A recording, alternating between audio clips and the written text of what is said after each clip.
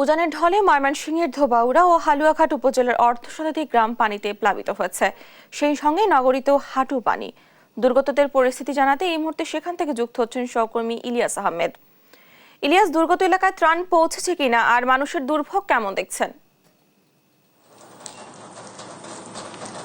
দুর্গত কিছু কিছু এলাকায় ত্রাণ সামগ্রী পৌঁছে দেওয়া হচ্ছে, অর্থাৎ প্রশাসন এবং নাগরিক সমাজের নেতৃবৃন্দ যারা আছেন তারা কিন্তু ত্রাণ সামগ্রী পৌঁছে দেওয়ার চেষ্টা করছেন।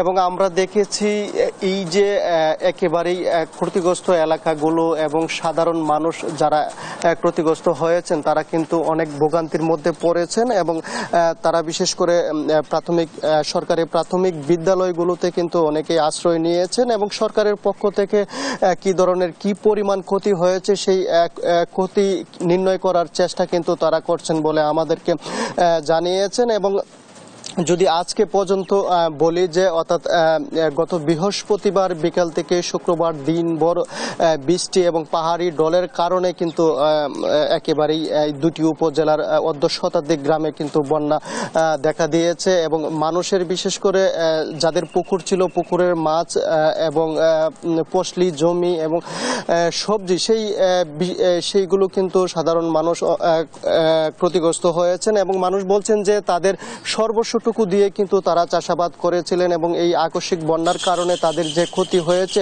সরকার যদি আসলে সহযোগিতা না করে তাহলে তাদের এই ক্ষতি পুষিয়ে উঠতে কিন্তু খুব হিমশিম খেতে হবে, সেই বিষয়টি তারা বলছিলেন। এবং আমরা দেখেছি বিশেষ করে গ্রামের যে রাস্তাগুলো ছিল সেই রাস্তাগুলো কিন্তু ভেঙে গেছে এবং মানুষের ভোগান্তি চরম পর্যায়ে পৌঁছেছে এবং সেই পরিস্থিতি স্বাভাবিক কবে নাগাদ হবে সেই বিষয়টি কিন্তু কেউ নিশ্চিত করে বলতে পারেনি। অর্থাৎ এখনো পর্যন্ত কিন্তু তেমে তেমে প্রচুর বৃষ্টি হচ্ছে, সেই বৃষ্টির কারণে পানির পরিমাণ কিন্তু বাড়ছে। অর্থাৎ বিশেষ করে গ্রামাঞ্চলের রাস্তাগুলো সেটি কিন্তু তলিয়ে যাওয়ার কারণে মানুষের যে চলাচলে ভোগান্তি সেটি কিন্তু আরও বেড়েছে এবং সেই বিশেষ করে সব বিষয়ে কিন্তু প্রশাসন সহ নাগরিক নেতৃবৃন্দরা তারা ক্ষতিগ্রস্তদের পাশে দাঁড়ানোর চেষ্টা করছেন এবং নানানভাবে তাদেরকে সহযোগিতা করার চেষ্টা করছেন এবং প্রশাসন থেকে তাদের তালিকা করে ক্ষতিগ্রস্তদের চিহ্নিত করে তাদেরকে সহযোগিতা করা হবে সেই বিষয়টি কিন্তু আমাদেরকে নিশ্চিত করেছেন। এই ছিল আমার কাছে ময়মনসিংহ থেকে সর্বশেষ।